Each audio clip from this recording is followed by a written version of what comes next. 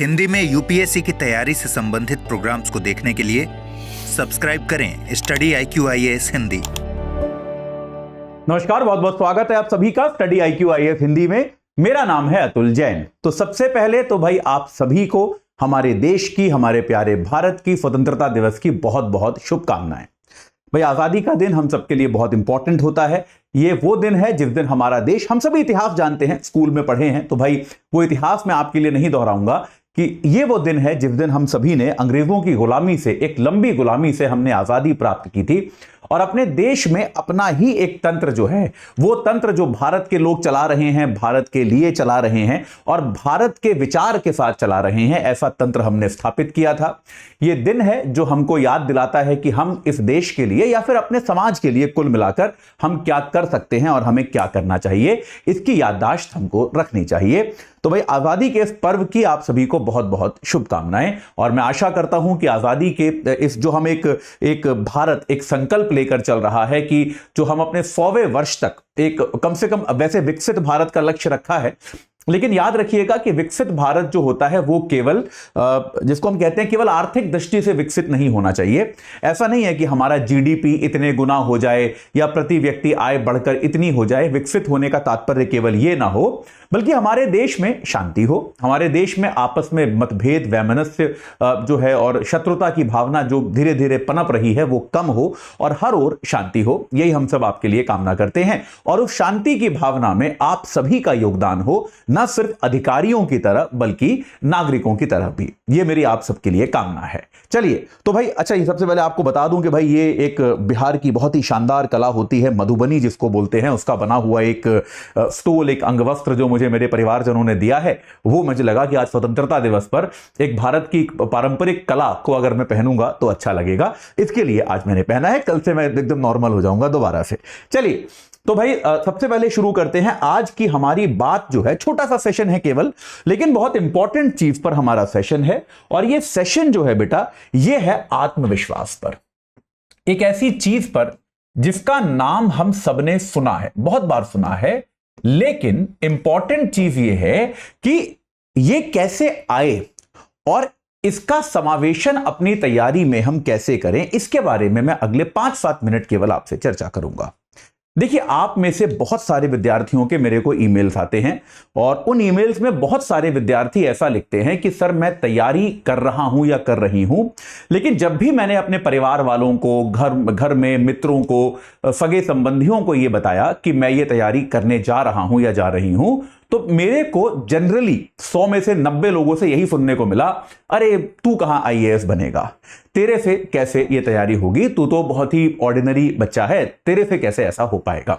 और आप इस बात को समझिए कि ये संख्या इतनी बड़ी है, ये ईमेल करने वालों की, ये अपनी चिंता जताने वालों की संख्या इतनी बड़ी है कि मुझे ऐसा लगता है कि अगर आप इस विचार के साथ, इस सोच के साथ तैयारी की शुरुआत करेंगे तो यार कैसे तैयारी करोगे। ये बात तो सही है। अगर पहले ही दिन से आपको यह बताया जा रहा है कि आप इस तैयारी के लायक नहीं हैं, ये तैयारी जो है वो आपका कप ऑफ टी नहीं है, जिसको हम कहते हैं आपकी हैसियत से बहुत बाहर है, तो फिर आप ये तैयारी कैसे करेंगे। तो बेटा आत्मविश्वास जो है ऐसे में आपको चाहिए होता है। आत्मविश्वास का तात्पर्य क्या होता है? आत्मविश्वास का मतलब यह नहीं होता कि आप यह मान के बैठ जाएं कि मेरा तो 100% होगा ही होगा, कोई डाउट नहीं है। आत्मविश्वास का तात्पर्य यह है जब आप दूसरों से वैलिडेशन ना लें, आप जो है दूसरों से, आपको सहयोग समर्थन की अपेक्षा ना हो और दूसरे कुछ कहें उसका आप पर बहुत ज्यादा प्रभाव ना पड़े, जिसको अंग्रेजी में कहते हैं वैलिडेशन, कि यार दूसरे कहें कि तुम बहुत शानदार विद्यार्थी हो, तुम्हारा हो जाएगा। तो जब आपको दूसरों से वैलिडेशन की आवश्यकता ना हो, यह वैलिडेशन आपके अंदर से ही आ रहा हो, तो उसको हम कहते हैं आत्मविश्वास। देखिए, किसी भी एग्जाम में या फिर किसी भी प्रक्रिया में अगर आपके अंदर आत्मविश्वास नहीं है तो आप उसमें शीर्ष तक नहीं पहुंच सकते। मैं आपको एग्जांपल देता हूं। आपको क्या लगता है, जैसे क्रिकेट होता है, मैं हमेशा खेलों के एग्जांपल देता हूं, मैं ज्यादा अच्छा खेलता नहीं हूं लेकिन खेलों में इंटरेस्ट बहुत है मेरा। तो अब जैसे मान लीजिए क्रिकेट है, तो अभी आपने देखा कि भाई भारतीय क्रिकेट टीम का कोई कोच है, गौतम गंभीर साहब अभी कोच बने, या कोई, चलिए गौतम गंभीर साहब तो खुद भी बहुत बड़े प्लेयर रहे हैं, कई बार ऐसे लोग भी कोच बने हैं जो खुद बहुत बड़े प्लेयर नहीं रहे थे। तो आप सोच कर देखिए, विराट कोहली या रोहित शर्मा के स्तर का बल्लेबाज जो है, या उसके पहले सचिन तेंदुलकर के स्तर के बल्लेबाज जो हुआ करते थे, उनको आपको लगता है कि कोई कोच उन्हें बैटिंग करनी सिखा सकता है? मतलब आपको ऐसा लगता है कि भाई गौतम गंभीर विराट कोहली को आके बैटिंग सिखाएंगे कि नहीं यार एक काम कर, तू स्ट्रेट बॉल को ऐसे खेल, शॉर्ट बॉल को ऐसे? मतलब आपको लगता है विराट कोहली को क्रिकेट खेलना सिखाने की जरूरत है? तो एक क्रिकेट के मैदान में एक अंतर्राष्ट्रीय स्तर पे कोचिंग की क्या आवश्यकता है? एक अंतर्राष्ट्रीय स्तर पे कोचिंग का महत्व क्या है, उसका सिग्निफिकेंस क्या है? अंतर्राष्ट्रीय स्तर पे बेटा कोचिंग का मतलब ही यह होता है कि आप प्लेयर को मानसिक तौर पर खुश रखें, आप मानसिक तौर पर उस खिलाड़ी को विश्वास दिलाते रहें कि भाई इस 1 बिलियन के देश में, 1.5 बिलियन के देश में तुम 11 में सेलेक्ट हुए हो, और 11 में सेलेक्ट हुए हो और अपना पीछे का करियर देखो, तुम इतने 1000 रन बना चुके हो, इतने शतक मार चुके हो, दुनिया में हर जगह रन बना चुके हो या हर जगह विकेट ले चुके हो, तुम्हें किसी से डरने की आवश्यकता नहीं है। यह सारा खेल जो होता है यह एटीट्यूड का होता है कि आप अपने आप को किस तरह से समझाते हैं। यूपीएससी की तैयारी में भी आप तैयारी करेंगे, आप पढ़ाई करेंगे, प्रक्रिया आपको पता है कि भाई पढ़ाई करनी है, मेहनत करनी है, यह बात सही है। तो आत्मविश्वास जो है वो यही है कि आपको यह बात अपने आप को रोज बताते रहनी पड़ेगी कि मुझ में ऐसी कोई खराबी नहीं है, मुझ में ऐसी कोई कमी नहीं है जिसके कारण मेरा इस एग्जाम में सिलेक्शन नहीं हो सकता। अगर ऐसी कोई खराबी होगी तो वो बस ये होगी कि मैंने ढंग से पढ़ाई नहीं करी होगी, और उसका तो मेरे पास समाधान है। बात सही है कि नहीं है भाई? अगर ढंग से पढ़ाई मैंने नहीं करी तो इसका तो इलाज मेरे पास है ना, मैं अब कर लूंगा। भाई पढ़ाई अभी ऐसा थोड़ा ना कि एग्जाम मेरा कल है। अगर मेरी पढ़ाई में कोई कमी है जिस कारण से मैं टेस्ट सीरीज में अच्छे नंबर नहीं ला रहा, या फिर जो भी मैं उत्तर लिखने की कोशिश कर रहा हूं वो ठीक से नहीं लिखे जा रहे, तो ऐसे में क्या होगा? ऐसे में तो भाई मैं परिश्रम करके, मेहनत करके और पढ़ाई करके और प्रैक्टिस करके उसको सुलझा लूंगा। लेकिन प्रॉब्लम केवल यही हो सकती है, बाकी मेरे बुद्धिमत्ता में, मेरे स्किल सेट में, मेरी समझ में, मेरी विचारधारा में ऐसी कोई कमी, कोई खराबी नहीं है जो मुझे इस एग्जाम में चयनित होने से रोक सके। यह बात आपको अपने मन मस्तिष्क में बैठानी पड़ेगी। हां, यह याद रखिएगा कि आत्मविश्वास और अति आत्मविश्वास में एक फर्क होता है। अति आत्मविश्वास में क्या होता है बेटा? आप मेहनत का भी जो आवश्यकता है वो भूल जाते हो। अति आत्मविश्वास क्या होता है? जब आपको लगता है जितना मैंने पढ़ लिया है उससे तो मेरा 100% सिलेक्शन हो जाएगा। अति आत्मविश्वास भी जरूरी होता है, पर वो एग्जाम के एक दिन पहले जरूरी होता है। वो मैं आपको बताऊंगा, एग्जाम के एक दिन पहले बताऊंगा कि आज के लिए अति आत्मविश्वास से भर जाओ, क्योंकि अब आप ज्यादा कुछ कर तो सकते नहीं। लेकिन आमतौर पर अपने अंदर विश्वास होना चाहिए कि अगर कुछ कमी रह गई है, कोई समस्या रह गई है, तो मैं और पढ़ाई करके और मेहनत करके उसको भर दूंगा। याद रखिएगा, इस तैयारी की प्रक्रिया में आपको हर तरह के लोग मिलेंगे। मैं आपको अपनी एक कहानी बताता हूं कि एग्जाम के कुछ दिन पहले मेरा एक सीनियर था आईआईटी का, जो तैयारी कर रहा था, पिछले 2-3 साल से तैयारी कर रहा था यार। उसका मेरे को फोन आया और उसने मेरे से ऐसे ही जनरली कुछ पूछना शुरू कर दिया कि तेरे को ये पता है इसमें क्या है, इस वाली कमेटी की रिपोर्ट क्या है, उस वाली कमेटी की रिपोर्ट क्या है। और मैं एकदम नया नया था, बिल्कुल पहली बार, अभी 2-3 महीना पहले मैंने तैयारी करनी शुरू करी थी और अभी मैं प्री दे रहा था, क्योंकि मैंने कहा ठीक है यार, मुझे कौन सा सारे अटेम्प्ट देने हैं तो दे देते हैं, प्री देने में क्या बुराई है। अब मैं उससे बात करके मैं ऐसे घबरा गया, क्योंकि उसने बोल दिया कि यार तेरी तो कुछ खास तैयारी है नहीं, तू देख ले तेरे को एग्जाम देना है कि नहीं देना।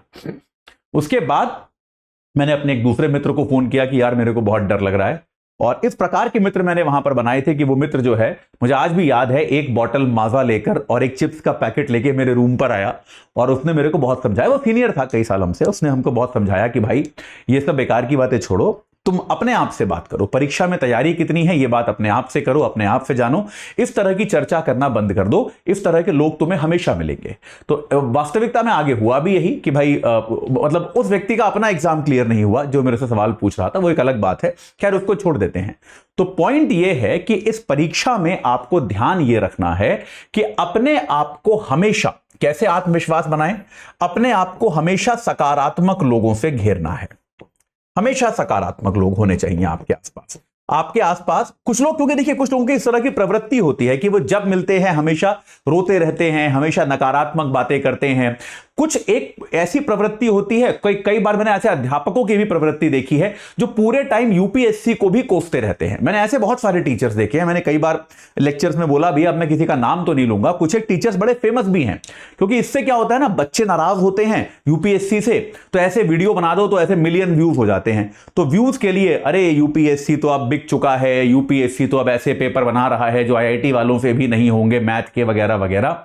यार मतलब जो पेपर बन रहा है वो सबके लिए ही बन रहा है ना यार। मतलब जो अगर पेपर मुश्किल आ रहा है तो आपके लिए भी मुश्किल है, मेरे लिए भी मुश्किल है, सबके लिए मुश्किल है। इतना ज्यादा चिंतित होने की आवश्यकता नहीं है। कोशिश ये करें कि अपने आप को सकारात्मक लोगों से घेरें।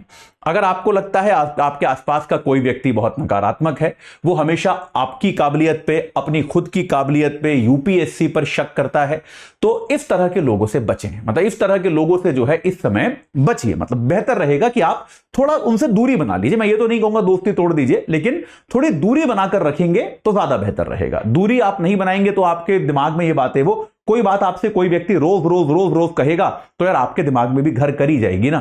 तो बेहतर है कि उनसे आप दूरी बना लीजिए। एक चीज और बहुत इंपॉर्टेंट है, एक और तरह के लोग आपको मिलते हैं तैयारी के दौरान, जो आपको मेहनत करने पर ताने मारते हैं। ऐसे लोग आपको बहुत मिलेंगे जीवन में। अब जैसे क्या होता है कि मुझे अभी भी याद, और ऐसे लोग मेरे साथ भी स्कूल में थे। मैं आपको बताता हूं, मैं स्कूल में बहुत पढ़ाई करता था, मैं स्कूल में टॉपर वॉपर था, आईआईटी गया मैं। तो यार मतलब जब मैं स्कूल में पढ़ाई करता था तो हम छोटे शहर के लड़के थे यार। मतलब ऐसा तो कुछ ज्यादा दिल्ली बंबई के तो हम थे नहीं कि बड़ा हमारे पास मौज मस्ती करने के ज्यादा स्कोप थे। मौज मस्ती करने का मतलब भी ये होता था वो समोसे की दुकान पे जाके समोसे खा लिए या जलेबी खा ली, बस यही मतलब होता था मौज मस्ती करने का भी हमारा। तो यार तब भी क्या होता था, क्योंकि मैं पढ़ाई करता था, मैं मेहनत करना चाहता था, मैं आईआईटी जाना चाहता था उस समय, तो मेरे कई सारे इस प्रकार के मित्र थे जो ये मेहनत करने की प्रवृत्ति के लिए मेरी आलोचना करते थे। जब भी मिलते थे, अरे तू क्या करेगा इतना पढ़ के, हाँ तेरा तो हो ही जाएगा, तू तो पढ़ता ही रहता है सारा दिन, ये तेरी भी कोई लाइफ है।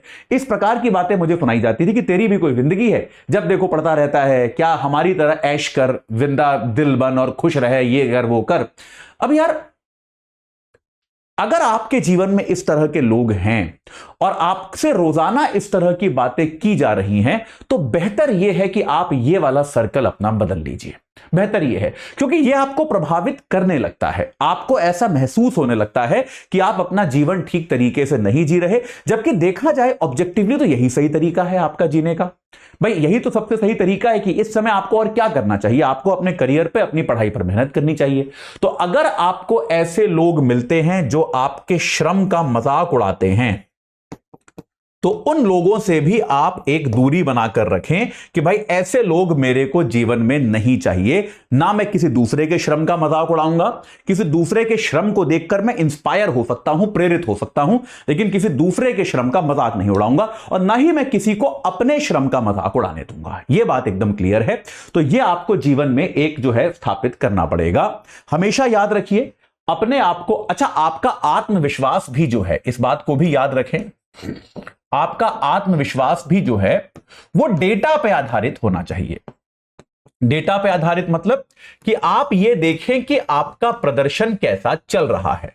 आत्मविश्वास जो है वो केवल ये नहीं होना चाहिए कि मैं तो कर लूंगा, बात खत्म, इससे ये काफी नहीं होता।